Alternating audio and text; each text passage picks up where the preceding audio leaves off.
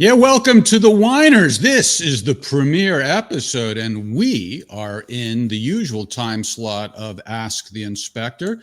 Normally on Friday nights, we are here for 2 hours. Tonight, we're here for one. Thanks to Scott for letting us use his time slot. After tonight, we'll be doing every Thursday night for about an hour at 7 p.m. Eastern time. So the premiere only is on Friday night. My name is Jeff Norman, and I am pleased as punch to have with me Ryan Milton and Wiley Michelle. Woohoo! Hey. Howdy. And when I say punch, I mean wine. Whoa. That's Now, good. the whole thing about the wine is it's going to be a part of the podcast, but primarily we'll be talking about current events and so forth, but just sipping wine while we do it. If it And was tonight, the whole part, though, Jeff, it would be a disaster. yeah, it would. How long can you talk about all these dopey adjectives that don't even mean anything? By the way, I like tonight, before we get to what Wiley's drinking, she doesn't drink red because it gives her headache, and that's an excellent reason to drink white, and there's plenty of good white wines, too. Before we get to that, Ryan and I, we won't always be drinking the same wine, but tonight we are, and it's... It's McManus from Lodi, California. And who Come on recommended it? down. I recommended it. It's That a you did. regular. It's a regular. That you did. And I like it. I'm already drinking it. I let it breathe for a half an hour, just like you recommended. I already like it, but I have one beef. Okay. And by the way, we have a blog that's going to be going along with this podcast called The Whiners, funny enough. And my first blog post is about this wine and the rounded, creamy tannins and all the other wacky adjectives. I have one beef, and that is that it's a screw top, which I don't mind. I'm not one of these people who thinks, oh, because it's a screw top, that means it's not as I good don't know. as... I'm feeling snobby coming at me. No, that's not it. It's a very practical beef. Okay. And what it is I have a wine pump. And so after I open a bottle of wine, I use the wine pump to suck the air out of it and use the rubber cork that comes along with the wine pump. But the problem with these screw tops is the opening is a different size than the bottle with the corks. And so I can't use the wine pump. I can only just screw the top. So, yeah, but let me just finish this point. What I'm saying is it's fine once I open it if I'm going to drink it all in one sitting. But if I want it to last a couple of days, then it's not as good as the cork because I can't use the wine pump. Defend my argument? Go ahead. So look, the reality is that you have to have a drawer full of corks. That's what I do. I have a cork for every possible occasion, and they're just always ready. Yeah, but that's on still hand. not as good as a wine pump. You can't suck the air out of it just because you have corks. Well, but that's what I do if I ever get to the point. I never save a bottle that long. That's just the reality. Well, no wonder, because you're a heavy drinker, and I'm a delicate flower. Hey, Vanda Mikulowski is watching us. We did a previous podcast, and she was one of the co-hosts, so we'll have to Hi, get Vanda. her on sometime. Yeah. Hey. So what are you drinking, Wiley? I'm drinking something else also from California, Anderson Valley Hush. It is a dry Gewürztraminer, and I got it the last time I was down in Mendocino. All right, very good. So what about these adjectives on the label of this so-called Cabernet? I say so-called because upon reading it closely, I see that it's actually a blend. Is there some rule about how much of a blend it has to be before you call it a blend? It's 9% Petit Syrah, 8% Petit Verdot, 6% Tannin, and 77% Cab. So I'm not going to say that I know all of those rules, and one day we should probably try out each of the different wines or grapes by themselves. But what you can do, right? And that's definitely part of the tasting. So I don't know what the percentage. It's not like bourbon, right, where it has to be 51% corn, for example, to be a bourbon. It's a little bit different. So. Someone was asking my dog's name in the comments. So I have two. The one that you just saw, That was Dorothy. And then there is also Lucy. And their Oh, cats. Lots to look for. Look at them. Dorothy. Dorothy and Lucy. Those are great names, actually, for a pet. Yeah. Speaking of pets, according to Donald Trump, people are eating pets in Ohio. How's that for a segue? I'm a professional, by the way. Somebody was even asking about this. Are you okay with Trump demonizing migrants? Well, look at that. It's all coming together. A perfect segue. So I watched the debate. I probably all of us did, or most of us, except the ones who are above it all because it's not serious enough. But you got to watch it just to stay on, so you can participate in the cocktail party chatter, which is very important. And originally I was thinking, we can do a deep dive into analyzing the whole debate. But I feel like it's already been, it's not that I feel like it's already been 3 days. It in fact has been 3 days. I feel like, people have already analyzed it to death. But there is one aspect of it that really interests me because it's kind of a segue into a couple of related issues that have always interested me. So let's just take a look, first of all, at that part of the debate when Trump talked about what is supposedly going on in Ohio. Yeah. What they have done to our country by allowing these millions and millions of people to come into our country, and look at what's happening to the towns all over the United States. And a lot of towns don't want to talk. It's not going to be Aurora or Springfield. A lot of towns don't want to talk about it because they're so embarrassed by it. In Springfield, they're eating the dogs, the people that came in. They're eating the cats. They're eating the pets of the people that live there. And this is what's happening in our country, and it's a shame. I just want to clarify here. You bring up Springfield, Ohio, and ABC News did reach out to the city manager there. He told us there have been no credible reports of specific claims of pets being harmed, injured, or abused by individuals within the immigrant community. Well, I've seen people on television. Let me just say here, this is the people on television say my dog was taken and used for food. So maybe he said that, and maybe that's a good thing to say for a city manager. I'm not taking this from television. But the people are on television saying their dog was eaten by the people that went there. I'm sorry. I think that's funny.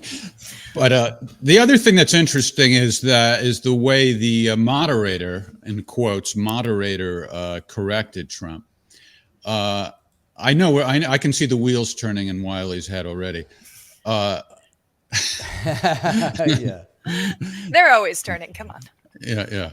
So the thing is, let's start with what's his name? Muir, David Muir. Is that how to pronounce his name? Or yeah. Muir. Yeah. Yeah. So I'm not saying that Trump has a real strong argument, but on the other hand, I don't know that this guy, David Muir, knows that this isn't going on there. And the fact that the city manager said something doesn't exactly, clarify the situation. And the other thing is that he was fact checking, or the two of them were fact checking only Trump, not Kamala Harris, asking challenging questions to only Trump, not challenging her on anything. Am I right? I do agree with that, actually. Yeah. And it was very problematic because Kamala Harris had a lot of lies in hers as well. It's Kamala Harris. You racist. You know what? Sorry. I don't respect her enough to care. I'll be really honest. But no, my problem with it. I mean, she threw in the whole try to blame China for COVID thing that I thought doesn't check out if you look at who actually owned the lab and who was running things at Wuhan. So I thought that was very dicey, and they didn't feel like calling her out on that. I thought it was very dicey that they let her get away with the mass rape. You mean that was the one? So, you mean that was the one lie she told? No, I was listing more. There were many.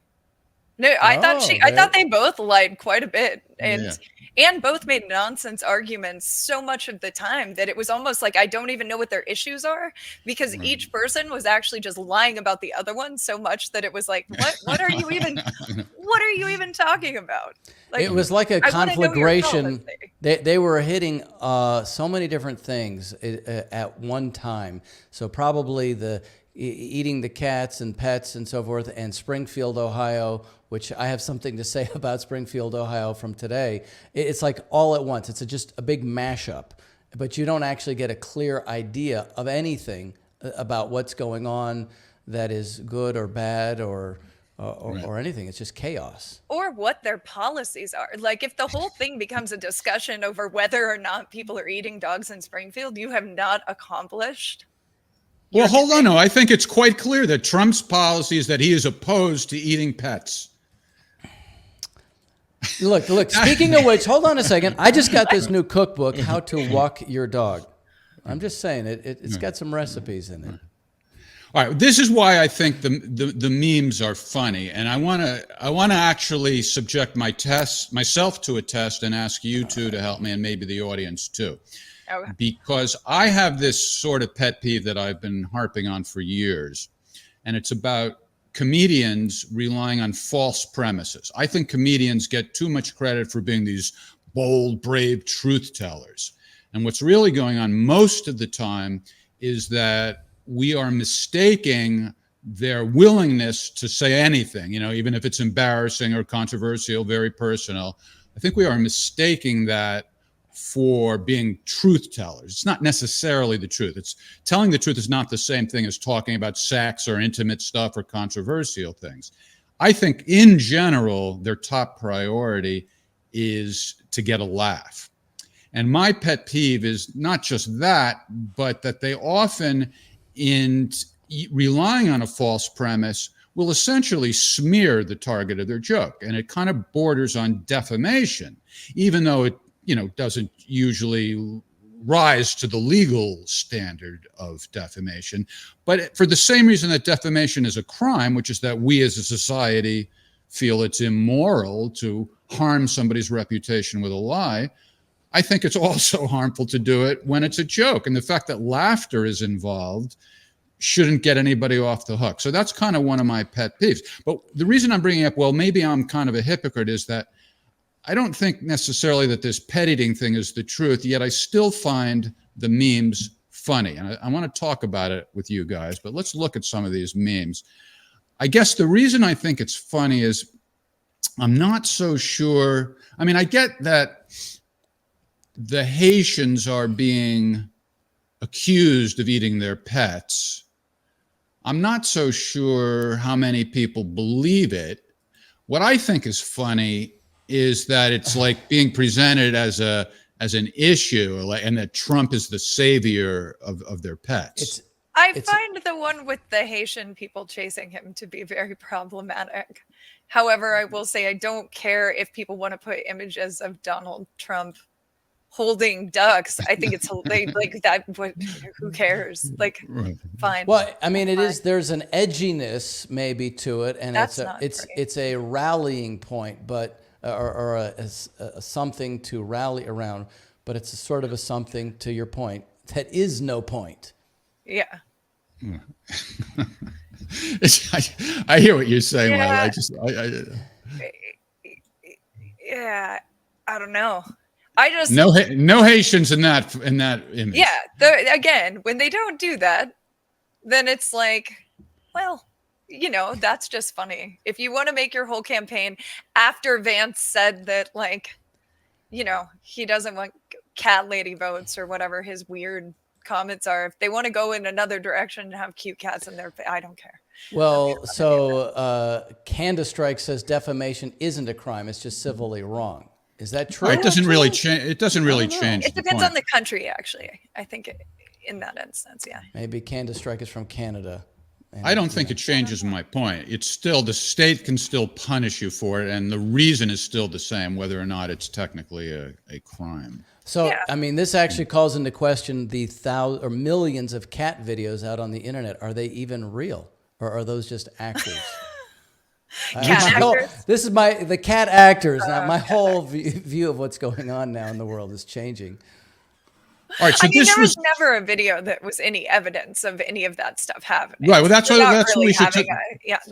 That's what we should talk about: is how close or far away from the truth is this? Now, this started with J.D. Vance making the allegation, and Trump piggybacked off that. Is there any truth to it at all? Is there anything going on? What do you guys think? I mean, they have shown body cam videos from police arresting a woman. I don't think she was a Haitian immigrant. I think she, in fact, had been living there for something like 18 years. Well, you say there, that's another point that's worth clarifying. In there Ohio. is Canton, Ohio, not Springfield. Yes. Right. And supposedly... So it hasn't been established that she's a Haitian, and it hasn't been... And she she's lives in been there for years. I don't think she was a Haitian, actually. No. Not at all. Whether people ever kill other people's pets and stuff, I think is a different question than a migration question. It's just a different thing. And I'm not saying people never... I had a neighbor who poisoned another neighbor's pet. Mm-hmm. Like, people can be a little crazy. But I just don't think that that's a discussion. They're not the same discussion. Well, I mean, if you've got desperate people, that's the thing. If you've got desperate people, that's possibility. Well, yeah, I for the first time in my life, I read up on this a little bit, and not specifically in Haiti necessarily, but in some countries, it's, I guess, a voodoo ritual, but also it's because people are poor and they need to eat. It's not like they have a lot of choices. Yeah, and a lot of countries don't have the same views towards which animals are pets and which ones are food, which is something that I try to keep in mind. Good point. Because we eat animals, so it's like, it's kind of arbitrary to say, oh, it's immoral to eat a cat or a dog, but it's perfectly moral to eat a chicken, right? Isn't that kind of arbitrary? And if you went to India, for example, they don't eat cows, and the cows are respected, whereas they don't have the same like concepts with like dogs and cats. I just would say that's cultural, and it's okay that that's different. That's okay. Right. So other than this woman in Canton, Ohio, there are witnesses who say that they saw her eating a cat. Are either of you aware of any other reports of this sort of thing going on? Actually, not one. That's the only one that I'm aware of. Well, I'm aware of one. There was an audio recording of somebody calling the police in Clark County, the Clark County Police, and that's the county where Springfield is. So I don't know if it's specifically Springfield, but it's at least close. And they reported that they saw... Now, the guy might be wrong. I'm just telling you what he said. He saw what he described as Haitians stealing geese. Were they pet geese or wild geese? I don't know. Well, it's like a 2-minute recording. I don't want to play the whole thing. It's kind of boring. But just to give you a sense of what it is, let me play a little bit of it. Clark County Communications. Oh, yes, ma'am. I got a question. This is a non-emergency line, correct? Yes, it is. Okay. I'm sitting here, I'm riding on the trail going to my orientation for my job today, and I see a group of Haitian people. There was about 4 of them. They all had geese in their hand. They got away. I couldn't make out the first 3 of the license plate, but I got the numbers. The last number was 9898, and it was a gray Toyota Tacoma they took off on. There was about 4 of them. There was 2 men, 2 women. I couldn't tell the age because I'm in a hurry going to this orientation, so I don't be late. What direction did they go? All right, it goes on for a couple of minutes. It's not a fascinating thing to hear, but it's just evidence that somebody reported that. And I don't know whether or not there were any other reports. Well, and we don't know because we're not seeing what he saw, neither they. So we don't actually really know. But I will say, wild birds. I mean, how many people do you know who do game hunting? Like, what is the difference? Well, there's a big difference, like, say, between that and, say, like cockfights or, something like what, Jeff is talking about. Jeff what are you talking about? Eating pets. Oh. Don't read into that, Jeff. I guess I would just say if people eat geese, that's actually not weird. And even counting them. No, but stealing them is the no-no. But how does that person know that they? Yeah, but then you're No, he just doesn't having know. He doesn't know. He conversation. doesn't know. But what do we judge? But hold on. Let's remember what we're judging. I don't think we're judging whether or not, that guy or whether or not it's happening. We're judging whether or not it's legitimate for Vance and Trump to mention that there are these reports going on, whether they're right or wrong. I mean, how many reports do there have to be for it to be at least truthful for them to refer to that there being reports? Well, I remember, think it's very misleading. Trump was referring from the standpoint of the immigration crisis. Yeah, and that's the key. Yeah. So He's using it as an excuse to add fuel to the fire. Well, so what if I'm not? I mean, let's hold off for a second whether or not we each agree with that. But let's assume that Springfield is overloaded with immigrants and it's causing problems, and there certainly are people who are claiming that. I don't know how true it is or isn't. But if that's true, is it so bad to kind of use this as a way? I mean, I understand it's not the most honest thing in the world, but if it's a serious problem, is it so bad to just use this as an excuse to amplify it? No. Like, not if it's a serious problem, as in there's an actual problem, people need to talk about what the actual problem is. But making a problem that isn't a problem to demonize immigrants would not be a good way to do that. And I would point out that actually we've seen this done twice, because we almost did this when we thought we were going to record earlier about the apartment takeover where they claimed it was Venezuelans.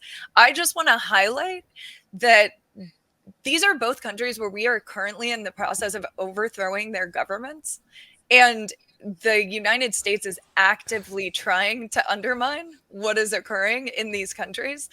They just sent, I believe, within the past day or two, Jamaican militias, basically, funded by NATO and or America into Haiti to take out the gangs, which is basically just fighting the people who are trying to reestablish their democracy after we overthrew their government.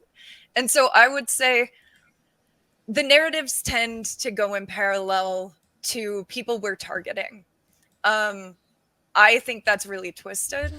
And I think if we want to talk about immigration, we should talk about the security state and what they are doing to other countries' governments that is causing mass immigration from those places, particularly Venezuela and Haiti. Before you do, I just want to make a point to all of this, and I will come back to this a little bit later, but I think it's apropos at this moment. Specifically on Haiti, this was in an article today, which I'll flash on the screen a little later. But in 2020, the last full year of the Trump administration, 1,200 Haitians were apprehended at the U.S. southern border. In the first 8 months of 2021, under the new Biden administration, there was 47,000 Haitians that were apprehended. And then it just climbed from there. And that's because the violence increased from our government. Yeah. Well, I'm not making a judgment on that yet. I know that that's a place to go, but presently now 211,000 Haitians have been approved by the Biden administration under a program there, and they have been given work permits in the U.S. So I don't want to go more beyond that. Obviously, we know that Haiti gets hit by a hurricane and a horrific, they've had these horrific problems, one after the other, with all of the violence also. And we have not done anything, because it is our neighborhood, to improve the situation. We can get to that. We caused the situation. But I mean, when you have hurricanes and things like terrible storms. Hurricanes are bad too, but then the Clinton Foundation went in and stole all their aid money. So. I'm not denying that at all. I'm just saying there is something real in terms of the chaos, regardless of the direction it is. If it's coming in here or down there, it's chaos, and nobody's actually addressing the real cause of these things. It's kind of like symptomatic, is what I'm saying. That I agree. So we should talk about war policy. Yep. Trump, briefly mentioned, how important that is, and he's kind of in his inarticulate way saying that the possibility of nuclear war is really our biggest existential threat. So I'm glad he's doing that. But before we move on to that, I just want to show you an example of what I think is not a false premise, because this is an obvious exaggeration, but it's based on the truth, which is that Kamala Harris was making a lot of weird facial expressions throughout the debate. We saw some of it in the clip that we played earlier, and then also she had the hand, the chin on the hand thing. So here's a spoof of that, and I don't think this is fooling anybody. I think everybody realized this is Be the end of our country. She's a Marxist. Everybody knows she's a Marxist. Her father's a Marxist professor in economics, and he taught her well. But when you look at what she's done to our country, and when you look at these millions and millions of people that are pouring into our country monthly, where it's, I believe, 21 million people, not the 15 that people say, and I think it's a lot higher than the 21. That's bigger than New York State pouring in. And just look at what they're doing to our country. They're criminals. Many of these people coming in are criminals. And that's bad for our economy, too. You mentioned before, we'll talk about immigration later. Well, bad immigration is the worst thing that can happen to our economy. They have, and she has, destroyed our country with policy that's insane. Almost policy that you'd say they have to hate our and even how did they even do that? What the hell is that, like AI? Yeah. Who knows? Who knows? Obviously doctored in some way, but I don't know how it was doctored. But the thing is, even though we're like, with our lofty view of things, saying that we should talk about, policy and so forth, the fact is people tend to vote based on, their feeling about people. So I wonder, I think that I'm trying to say it the right way. Kamala Harris, in a sense, won the debate because she was dominating and she was rattling Trump. But I don't know whether or not she came across as likable. I'm sure the people who like her enjoyed that she was mocking Trump with those facial expressions. I wonder whether or not the people who are the undecideds, the neutral ones, found that endearing or off-putting. I think Alicia's right, actually. It does look like Maya Rudolph's face. It looks like the faces she would make in sketches. Sorry. I'm going to put that back up. Yeah, she would make these. It looks like maybe they composited that together. Yeah. Oh, that is horrible. I can't even hardly look at that. But actually, I actually think that the debate was, from the standpoint of Kamala and the host, it was actually just for sound bites for X and Facebook posts later. It wasn't actually and everywhere else too. That's kind of what it boils down to now. So what about? I have a question. I want to examine that though. Do you actually think that most Americans vote not based on policy, but just about how they feel about people? I'm interested in that. Really? It's tribal. It's tribal. Oh, yeah. There's statistics on that point. There's statistics. I don't remember what they are, but a very high percentage of people vote for the candidate who's with whatever political party their parents voted for. So there's that too. I think there's probably a portion of the population that does that, but I think it's oversimplifying to say that, because Kamala Harris would be owning it if that was actually true. But actually, she has no policy, and think about it. Though. People don't support her because of it. She was better, as some have said. She at least was not drunk in the debate. Didn't come across as drunk. Let's put it that way. No, she was aggressive. He seemed to be, being barraged and reacting. Here he is. Here he's got the eloquent RFK Jr. and Tulsi Gabbard, who made mincemeat of her in previous presidential debates. And everybody was saying, boy, I really hope they advise Donald Trump to, do a good job in the debate. And no, he didn't. He could have done better. So I think we can say two things. They're not mutually exclusive. One is that she was kind of, if I may use the B word, bitchy, and the moderators were unfair on her side. But by the same token, given what it was, he could have and should have done better. He picked the wrong subjects. I think it was a mistake to bring up the Haitian. I think if you bring up fringe stuff from the internet, you might be playing to some tiny portion of your base, but you're going to make everyone else think you're crazy. And that's not to your advantage. Yeah, He she was should have been- ready to laugh at that and do the whole thing, you know. Yeah. He did All right, talk so- about She shouldn't war have a brought it little up. bit. He did. Yeah. And okay, so to talk about something terrifying, I sat in a room, I was watching it with a bunch of senior citizens because I went over to see my godmother. And they are all, I think, liberals. Like it's like a very, 70 plus liberals world in there. And they laughed when he talked about World War III. Just like it was a punchline, just like he was talking about dead cats and dogs. It was shocking. And I was horrified because I'm like, well, yeah, no, that's true. And that's actually the thing we should be talking the most about right now as our country escalates. And I'm watching all of these people. So maybe you're right. Maybe it is. It's just a team sport. It's just for me. It was like being in the fucking Twilight Zone. Sorry, are we allowed to swear? It's the first episode. Yes, no, in fact, I encourage it, actually. Fuck the fucking fuckers. Yay! Where did that come from? I have no idea. All right. Okay. So go on. Yeah, no, that's all I was going to say. I found it terrifying because that actually is important. And Kamala is terrible. Like the way that she made war sound positive. She threw in that creepy, deadly America comment again. And everything she was saying about Russia, if you know what's actually happening, it's like, oh, so you're just going to keep escalating. You're just going to keep going. Huh? And that should scare people.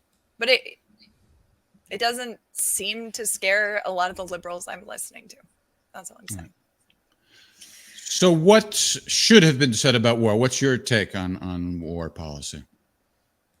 I am literally just looking for one of them who is not going to continue to escalate us into World War III with either of the three major wars they are advancing right now. Yeah, well, as Vanda says, right, you've got Cheney now supporting Kamala, and you've got Jesus Kamala Christ. invoking John McCain, Jesus Christ. right? I looked up "kiss of death" in the dictionary, and I saw a picture of Cheney endorsing Kamala. It's serious. But what's weird is watching Democrats who believe that they like you said, the identity of hating. But when I was younger, it was Bush. The fact that you would now post that and be like, hey, it's a big tent. It's like, no, it's the wrong tent. You went to the wrong tent. Get me the fuck out of this tent. Yeah. It's just nuts. Yeah, it's almost beyond belief. But I guess I don't know if it's our bias because it's apparent to us or what. I mean, but it is bias, I think. That's Pardon? Mainstream media created bias because they aren't being honest with people about these conflicts. So It is deeply and disturbingly ironic because it was Cheney who was, one of the architects of the Iraq War, and the same people who, were all on their high horse about how terrible that was back then are now actually applauding him. And I actually have some personal experience with this because I've been working with Scott Ritter since the buildup to the Iraq War. And back then we did a lot of live events and we were collaborating with this crowd, meaning the progressives / Democrats / liberals, whatever you want to call them. And they were carrying on as if they were part of an anti-war movement. But then as soon as Obama became president, the so-called anti-war movement just completely ceased to exist. And these people were, at that point exposed as total fucking phonies. well, and I think we should talk about the rebranding of wars that occurred at that time, because this concept of the humanitarian war that somehow, like Syria, for example, where we do a false flag and then we go in and we clearly kill more people than ever could have remotely happened in that event regardless, and somehow that policy is about democracy or saving lives. I would say they just rebranded, and there are people who, just like you said, it's like, if my team's doing it, it must be a good war.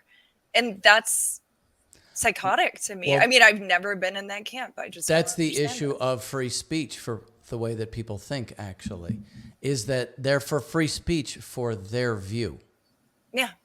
So that's the confirmation. This is not the kind of free speech that I know of. Oh, you win a prize if you can guess who that is. Let me play it again. This is not the kind of free speech that I know of. Michelle Obama. Is it? No, Stacey Plaskett, an elected representative in the United States Congress. Yeah, some of the comments that were going around about censorship too were very concerning to me, and that. Yeah. Obviously. I mean, I would say censorship and war policy are kind of neck and neck as the two biggest issues. I mean, there's nothing more egregious than, killing people for the wrong reason. But on the other hand, if you can't talk about it, that's kind of a big issue too. So let's say that free speech is a very close second. Yeah. Free speech is actually, related to just about everything, because you got to talk about, the only way we address problems is by talking about them, right? Yeah. Or maybe mental telepathy, Yeah. Well, and I think it's pretty obvious that they're going on a concerted campaign of silencing speech in opposition to their wars. So they're connected as well. Now, Wiley, do you have some things from some of the people, some of the warmongers and some of the anti-warmongers videos that you had collected to show us here tonight? Oh yeah, are we ready to move? Yeah. While you're getting that lined up, let's mention that our pal Scott Ritter will be speaking in Kingston, New York on September 28th, and the focus there are the two issues we just mentioned, war and free speech, and he's going to be appearing with the legendary Judge Knapp, Max Blumenthal, Anya Parampil, and Gerald Salente. So if you're anywhere near there, think about attending. That's on the 28th of September, starting at 2 p.m. in Kingston, New York. For more information, go to occupypeace.com. What do you got for video, Wiley? So let's start with the Blinken video. Oh. The Ukrainian people continue to hear directly from us. We remain fully committed to Ukraine's victory, to not only ensuring that Ukraine can defend itself today, but can stand on its own feet strongly, militarily, economically, democratically, for many, many days ahead, to securing the path the Ukrainian people have chosen toward greater integration in the Euro-Atlantic community, including the European Union and NATO, to getting a just and lasting peace.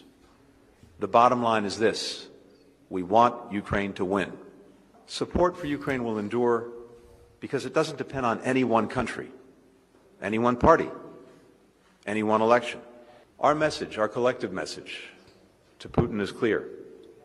Our support will not wane. Our unity will not break. Putin will not outlast the coalition of countries committed to Ukraine's success, and he is certainly not going to outlast the Ukrainian people. Well, wow. It sounds like that's more rooting in a particular direction than it is good, solid analysis. Yeah, no analysis. No, because it's so misleading. And that's the type of thing that I mean when I say Kamala Harris lied about a lot of stuff on that stage too. You can't present this in a completely fictional light and not, that's the problem with the mainstream media. They're perfectly willing to fact check Trump on something about, fuzzy animals. But where was the fact check on that? On what's even possible, on what the situation actually is? And you get none. And that's what's terrifying to me. And then we had, so I don't know. Watching what's happening has been, I find it just totally unsettling. What is your opinion? Well, he just seemed like he wanted to convince himself, actually, because today I was reading from a number of these posts. First of all, General Apti Aladanov, I think that's how you say his name. He's from Chechnya, somebody Scott Ritter knows very well. He's in charge of the operations in the Kursk area, and he said today, or he was quoted today, I should say, saying that they're having a hard time in the offensive that the Russians are now launching in the Kursk, taking prisoners. He said the reason is not because we're killing them or they're not surrendering. He said the Ukrainians are killing their own men so that they won't surrender. So you take that, and then you have over 50% of Ukrainian women work in brothels. So you want to talk about a catastrophe, and this is what Blinken wants to continue. That's I mean, you're terrifying. talking about 6.5 million people I know are internally displaced in Ukraine. So it's a complete catastrophe. But those guys over in Lviv and the handful of rich people in in Kiev, I mean, they got the latest Tesla, right? They're doing just fine. Well, and the whole premise of the meeting was to be there to discuss the use of long-range weapons, which, really escalates us into a whole new place. So I had pulled, let me play this clip of Putin responding to the fact that we now have, and I don't know what you guys have seen. I've read in several outlets that it was okayed. I've heard him like dance around it, but I don't feel that I've heard him directly say it. So I'm interested if other people have. But this was definitely Putin's response. There is an attempt to substitute concepts, because we are not talking about allowing or forbidding the Kiev regime to strike our territory. It already does that with the help of drones and other means. But when we are talking about the use of precision weapons, long-range Western-made weapons, it is a completely different story. The fact is that I have already mentioned this, and any experts will confirm it, both in our country and in the West. The Ukrainian army is incapable of striking with modern Western-made long-range precision systems. It can only do that by using intelligence from satellites, which Ukraine does not have.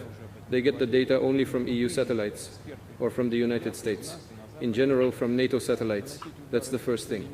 The second and very important thing, maybe the key one, is that the flight missions in these missile systems can, in fact, be inputted only by NATO military personnel.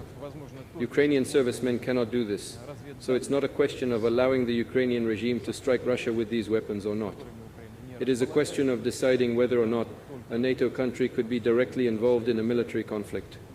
If this decision is made, it will mean nothing else but the direct participation of NATO countries, the United States, European countries in the war in Ukraine. This is their direct participation. And this already, of course, significantly changes the very essence, the very nature of the conflict. It will mean that NATO countries, the United States, European countries, are at war with Russia. And if that is the case, then having in mind the change in the very essence of this conflict, we will take appropriate decisions based on the threats that will be presented to us. Any thoughts? Well, I asked Scott last night if there's any significance to the timing of this provocation, this escalation going on right now in relation to the election coming up in the U.S. soon. And he said, "Yeah, can you take that out, Ryan? Thanks." Oh yeah. He said that, since and I'm paraphrasing, of course, since there's a pretty good chance that Trump is going to win the election, they want to saddle him with a problem. And we remember them having that like Trump-proofing NATO meeting. Well, though I can't tell, I don't know. I've heard him say some mixed things. My theory has always been that the bullet right by Trump's head had more to do with NATO and keeping him committed to a war than most other things. So can you explain that? How would an attempted assassin, or you meaning that if they killed him, what? Or just explain what you mean by that. I just am saying I think the motivation for getting rid of Trump is largely being driven by people who want a certain outcome in that place, and they view him, even though he hasn't actually proven that he'll go against it, they view him as a threat to that agenda. And even the fact that he's willing to discuss negotiating, I think is a big threat. And absolutely. So, if I would love to be able to get along with Russia. Yeah. I mean, I guess to me, it's just, he then came out later and made a couple statements that made it sound like maybe what he was thinking was more being proud of strengthening NATO, which was unusual because originally he seemed kind of opposed to it. And that all seemed to happen after that incident. I don't know how. Did you ever hear what Trump said to Tucker Carlson about who blew up Nord Stream? I don't know. No, I don't remember. He said it was the U.S. without saying it. Let me play that for you. I mean, I know. So the lunatics in the Biden administration promised to blow up Europe's biggest natural gas pipeline, and then Europe's biggest natural gas pipeline got blown up. Who did it? You're not allowed to ask questions, but we wanted to know what Donald Trump thought. He might know. Here he is. Who blew up the Nord Stream pipeline? I don't want to get our country in trouble, so I won't answer it. But I can tell you who it wasn't, was Russia. How about when they blamed Russia? You know, they said Russia blew up their own pipeline. You got a kick out of that one, too. It wasn't Russia. That doesn't make the pro-NATO warmongers comfortable when they got to he says, I don't want to make, I don't want to get our country in trouble. I mean, yeah. Oh, well, I mean, who could he have in mind? As if Joe Biden didn't on camera say we're going to put a stop to it. And as if, like, what was it? Ann Applebaum was someone's husband. I thought it was Ann Applebaum, maybe. Someone was like tweeting, you know, yay USA right. or thank you. It was like something purely like psychotic. I don't have it queued up. I don't know if I could get it. But last night on Ask the Inspector, we played a clip of Vovan and Lexus, the Russian pranksters. Are you familiar with them, Wiley? Mm-hmm. They're fantastic. So they just pranked the foreign minister of Poland, and they were, and he thought he was talking to Zelensky. And you should have heard how they were joking about actually, who blew up he thought Milton. he was talking to Poroshenko. That's who he thought. Oh, he did? Yeah. He thought they pranked him, but he thought he was talking to Poroshenko. And he is, Sikorsky is Ann Applebaum's husband. Ah, all right. Let me see if I can find that video. But we also want to get into a little bit about the economic aspects of all this, right? Yeah. Well, in the last, sorry, I have one more for that. Which sure. I'm very fond of. And hopefully we see more of this sentiment. Can go home. Go home as soon as possible. Get lost. Get lost. We don't want you here. We don't want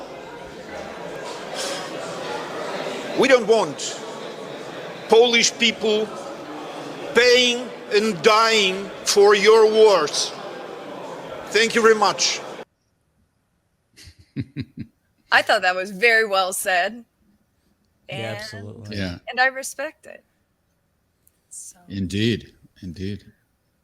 I haven't seen responses from that many other leaders, but that I thought just most of them seem brainwashed, with this Russophobia sickness that's prevailing.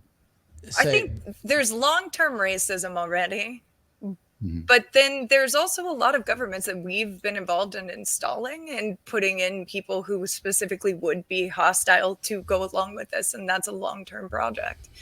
So, yeah, I'm not surprised. Oh, who was that? Was that a Polish politician, though? JMM says that was a Polish... He's an MP. Ah, okay. Which is actually, now that makes even more sense, because he sort of sounded Irish to me or something. I couldn't tell the accent at all. And that's interesting, because I think Poland is the biggest immediate contributor to Ukraine of everything. So that's crazy. Yeah. But that doesn't mean he may be standing on his own, and that's the challenge, but, I think I found the, I did. I found the Vovan and Lexus prank. You guys want to see it? Sure. What do you think about Nord Stream 2? So Nord Stream 2, they're trying to accuse us for this problem.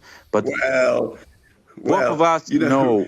In Poland, the way we feel about it, whoever did it did a good job.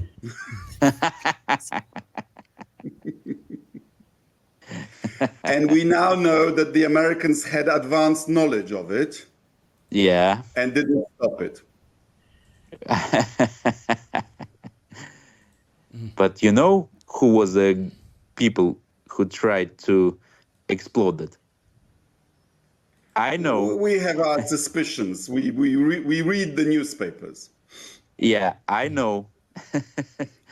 One of them, I am 100% sure was Ukrainian. Wow. But it is top secret. He's totally like nervous about the. Well, that's what the German papers say, so they must be true. Yeah, see, he doesn't think it's that either. He knows it's the U.S. Yeah. Or at least that's my read of that.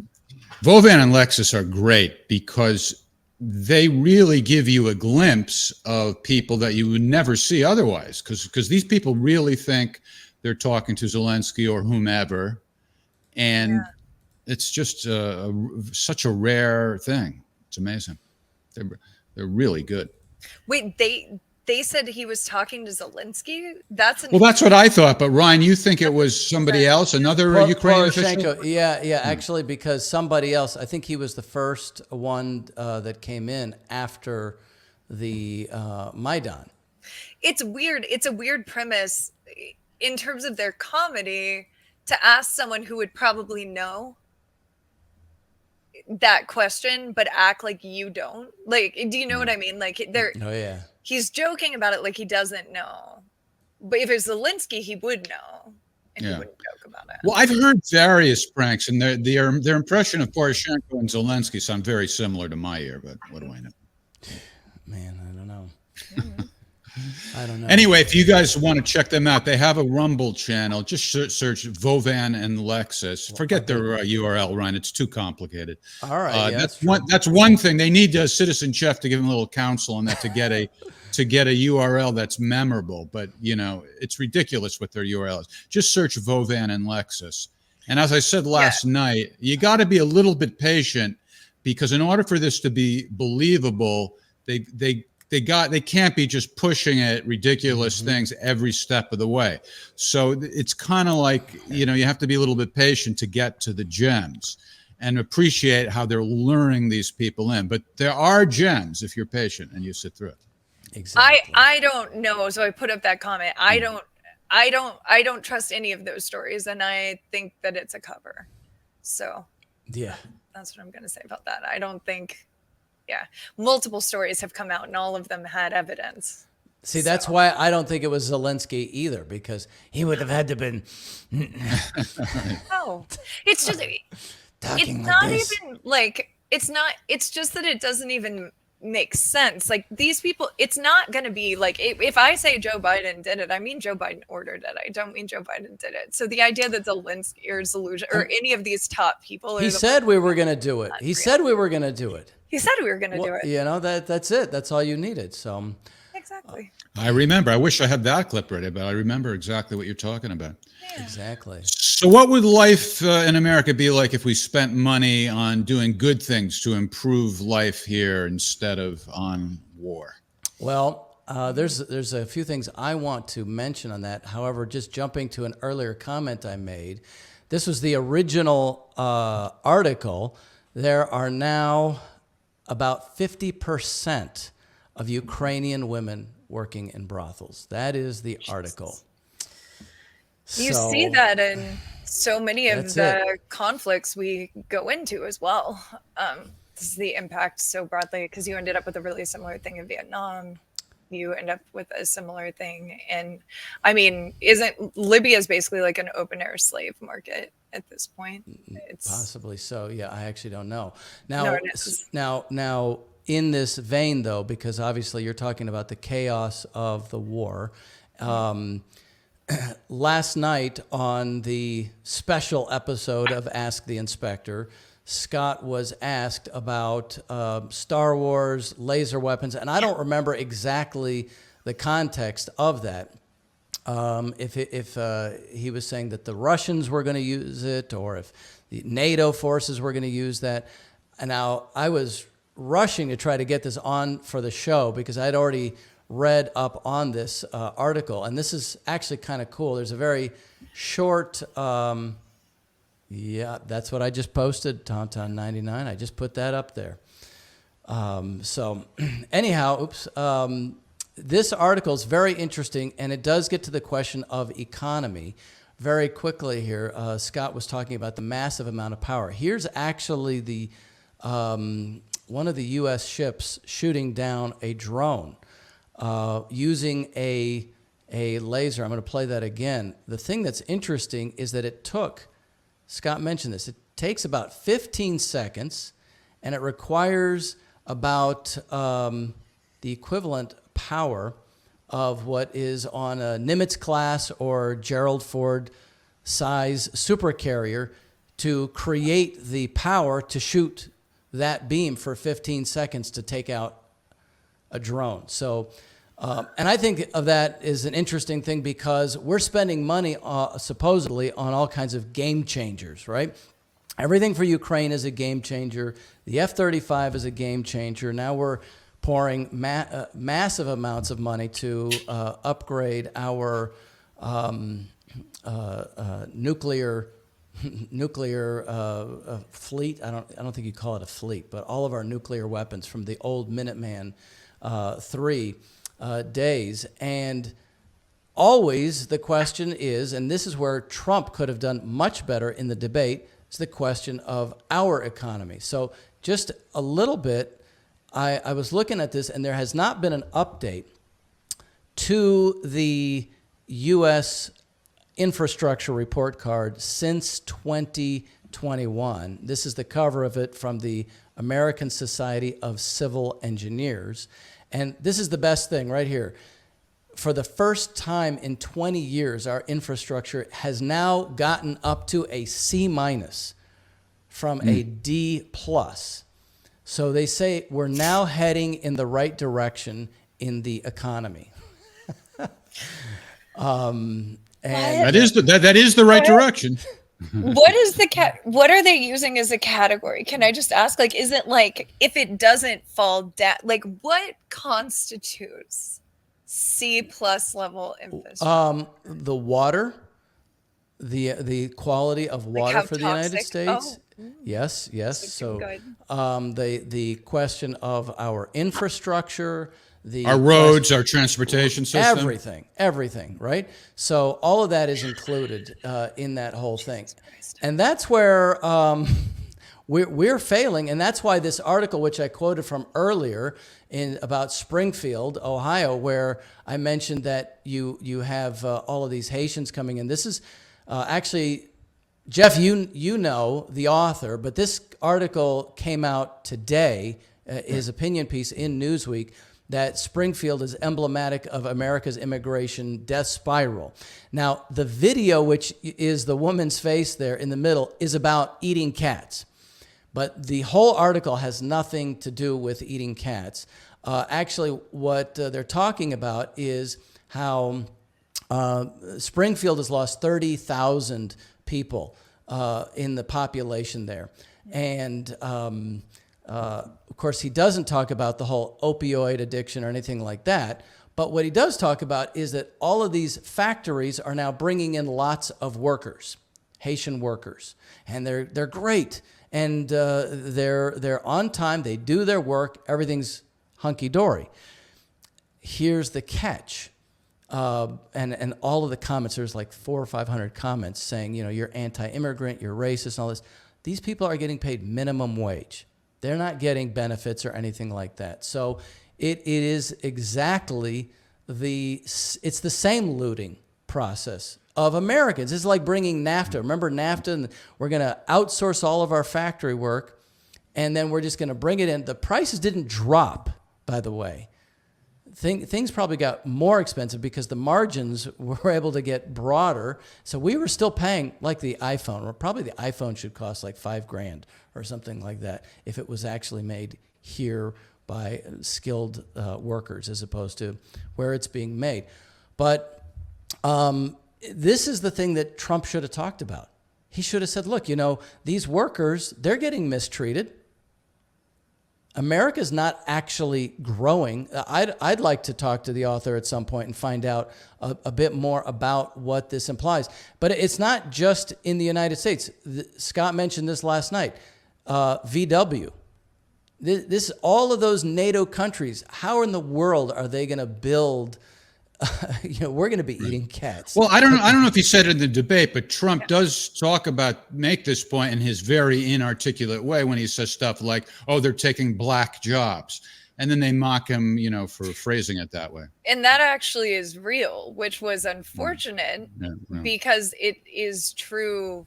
No, I don't think referring to it as that is a good way to explain it, but it is taking away jobs from people who are on the lower income spectrum. Yeah. That is actually a problem. Yeah. And people don't. But here's the thing. It's all the same companies and the same people doing it. And can I add an article, Brian? Yeah. So I think the key is to understand, yes, the Haitian people are coming here who are being displaced by the coups and the things we are doing there and the violence that we're promoting. But also, we overthrew that government to maintain a lower minimum wage there. And this goes through some of the companies like Hanes, Levi Strauss. They pay them crap wages. It's like they originally were going to bring up the minimum wage, I think, to $3 an hour in Haiti. And that's why we overthrew the government. And it ended up only going up to 31 cents. 31 cents. Yeah. And it's just understanding that, as long as these companies have the ability to go to other countries and force down the cost of labor by overthrowing their governments, by doing whatever they're going to do, you are going to end up with this cycle, and you will just increase poverty here too, because they will come in, they will have to work for less, and it will keep the poverty level here higher too. It's not everything about the cycle is toxic. It's not just though, but right, your article there showed that they were making 61 cents. But over here, they're going to make $10.25 working in one of these factories. But so it's not comparable because you're talking about higher cost of living here. No, I agree with you. But it's my point is that actually increases the flow of people coming in.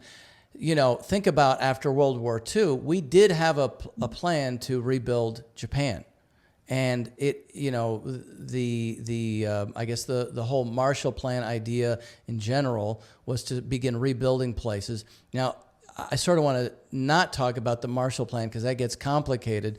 But from the standpoint of how we should be thinking, and again, I want to bring this back to Trump because we are looking at the incoming Kamala Harris continuation of the neocon policies. As much as Trump is a bitter pill for people, what we're looking at is that war danger that you're talking about, the shutdown of free speech. We have to focus people on what we should be doing. I do think that one of our future enemies or current war enemies, China, is an example of actually what America used to be like. And I wanted to grab this chart because they actually, in China, had surpassed the United States in steel production. It was I think it was in the 1993. So I was just fresh out of high school, I think. And it's only just gotten much bigger. And now you look at some of the fantastic things that China is doing now. And I just wanted to throw a couple of videos because this gets me excited for what could be the United States. So you'll have to forgive some of the music on this, but I think it's useful. Shock. This must be the most profitable project in the world. It's known as the money printing machine, generating a whopping 40 billion yuan annually. It's not just China's top-tier hydraulic project, but also a marvel in global hydraulic history. It is the gigantic monster constructed by China over 12 years, the Three Gorges Dam. The total construction cost reaches 200 billion RMB. Using a gravity dam structure, it consumed 26.89 million tons of concrete and 290,000 tons of steel. Its scale and cost are staggering. It generates an annual electricity output of 100 billion kilowatt hours. Not only does it effectively prevent floods, but it also provides crucial water resources for agriculture. Its impact is immeasurable. making it a cornerstone of the nation. The Three Gorges Dam is not only the world's largest concrete gravity dam, but also the largest hydroelectric power station. Have you ever witnessed such a miraculous engineering feat? I mean, I think that's just, badass. it's incredible. Hold on, there's one more though. I like this. It's a little less exciting, but I still think it's cool. Hold on a second here. So this is the Gobi Desert, which is incredible. It's like 5,000 degrees out there.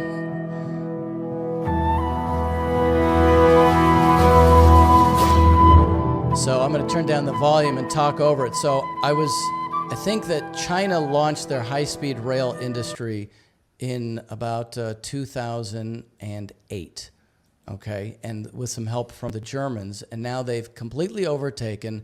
It's a multi-trillion-dollar affair that is crisscrossing all of China. And last night I was out to barbecue with a friend of mine, Alexander, from Moscow. And he was here for some vacation and a shoulder surgery. And at the table next to us, there were a whole group of Chinese people talking. So we all started talking together. And they were talking about the economic challenges faced by China, even though you've got just all of this massive development going on. And I interrupted and I said, well, you know, we're trying to go to war with you, and we've been trying to build a high-speed train for, I don't know, what, 30 years in the United States? Like, we haven't even gotten anything built yet. So you have this so actually we ended up having a phenomenal discussion. And one guy said, well, I'm Chinese, but I live in Houston, so I'm almost a native. And he said, I'm looking for a high-speed train from Houston to Austin, so that it would be, it's 30 minutes instead of 3.5 hours. California has been in discussion on this for so long, it's hard to remember. It's like a no-brainer. Right, Yeah, I know. Wiley Wiley well knows from living in Los Angeles, and I used to live there. What happens there is they'll add another lane to the 405. Yeah. And then in about 2 months after that, that'll get all clogged up too. And it's like, the problem's never solved. Right? So yeah, well, and now we have special lanes where you can pay money to actually have your car move on a highway. Love that. Yeah. All that does is annoy people, that they make them pay, and then it annoys people while they're waiting to build this extra lane that won't really solve the problem. So stupid. Yeah. And So sometimes it'll be empty, and then you're just like, are you kidding me? We're doing this too here in Austin now. We have one little train, and it takes you like 3 hours to go from where I live. 30 minutes from downtown to downtown it takes you forever. Someone in the comments said the bureaucracy. It kind of, but like, if you understand the history of California, actually, it was really just that the capitalists who were doing the oil went in and tore up all of our trains that used to be here. That was Standard Oil. So it's beyond that. It's oligarchy. Oh, well, so that's what I wanted to get into just for a second, because, obviously China's got whatever problems that they've got, but there is a different outlook. And a friend of mine used to make a joke. He said, after we rebuilt Japan after World War II, he said, I feel like we should have Japan declare war on the United States, and then we surrender, and then they come and rebuild us in 3 years like we did with them. So he's of course being ridiculous, but this came up in the Scott Ritter Telegram chat, actually, the question of money and banking and economy. And I have always looked to Alexander Hamilton and this concept of what he had with national banking and a concept of manufacturers. And the key thing on what you're saying, Wiley, about oligarchy is monetarism, where if you just say everything is about money itself, and that money has an intrinsic value and all money is equal, and that's it, then that's where you get like what you're saying, the billionaires just looting, whether it's by making crappy F-35s or, stalling things out.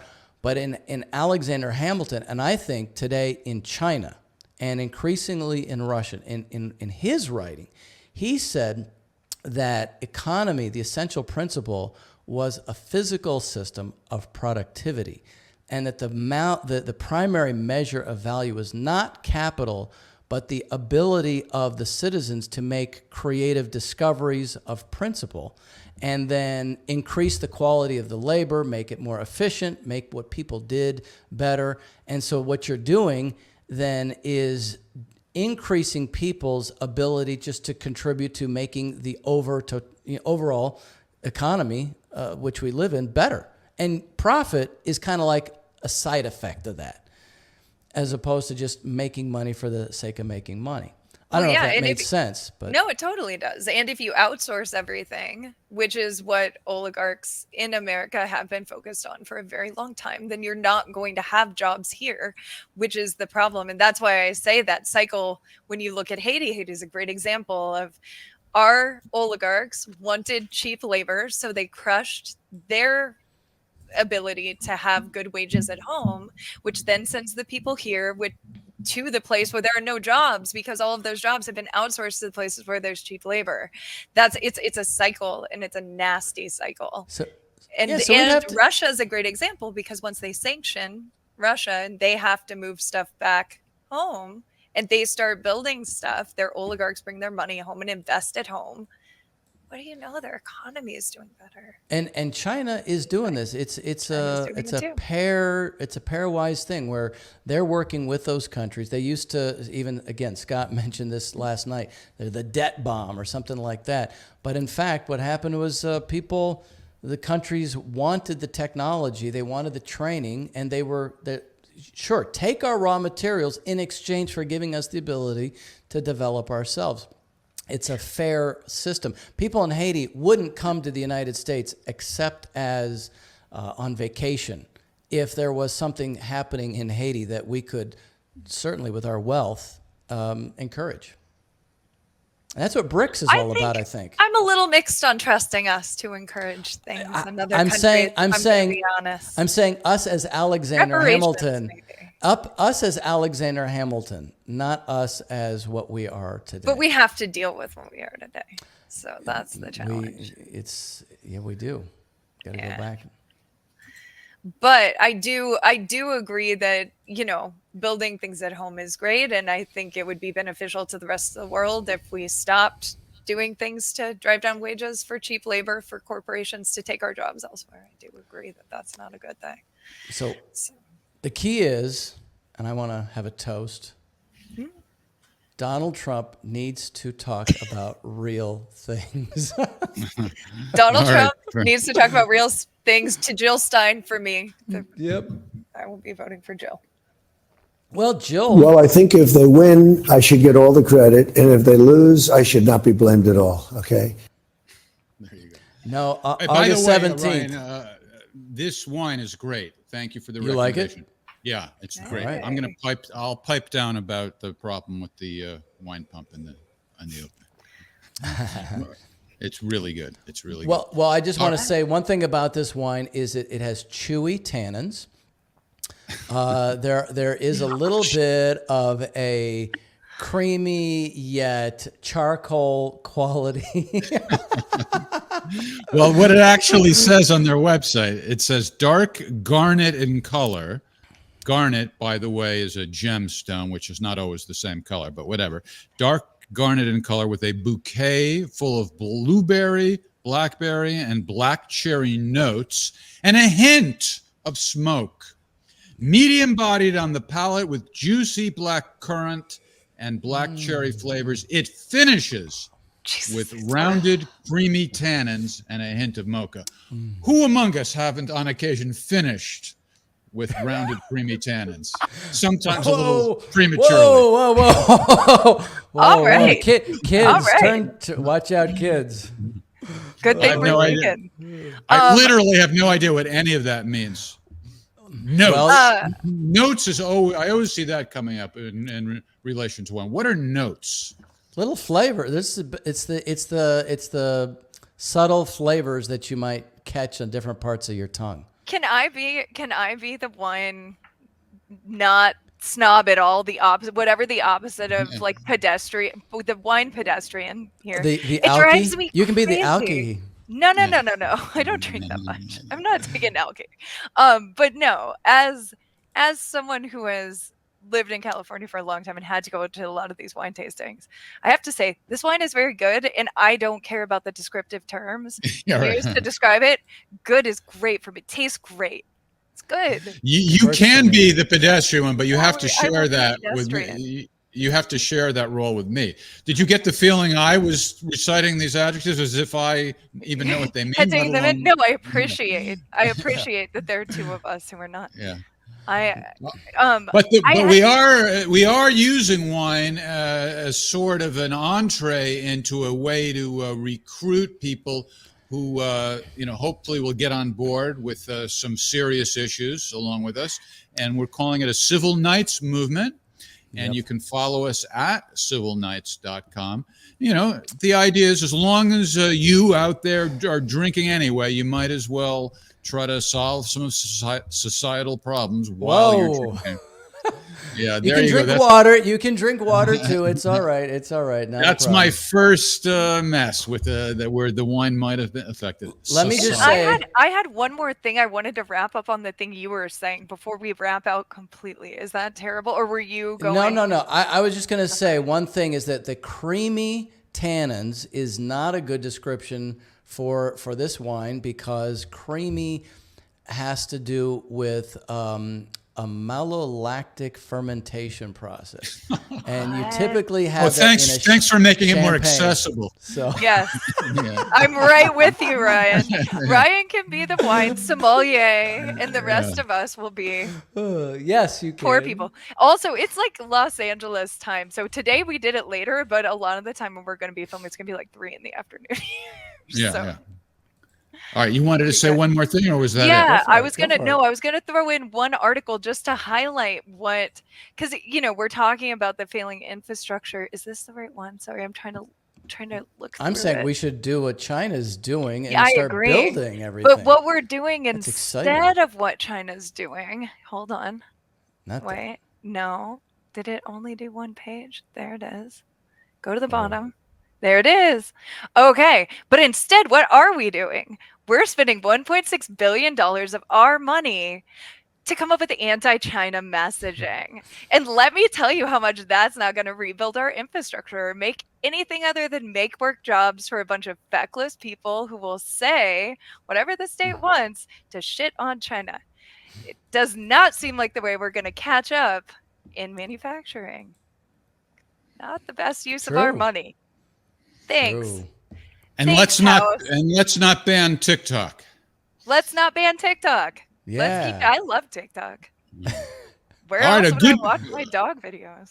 A good premiere, I think. I hope that the audience agrees. Yep. And we will be henceforth streaming live on Thursday nights at 7 p.m. Eastern Time.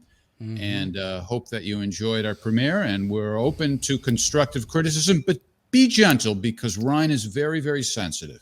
That's right. Thank you, Wiley. Thank you, Ryan. Thanks to Cheerio. the audience for watching us. Take care, everybody. Bye. Cheers.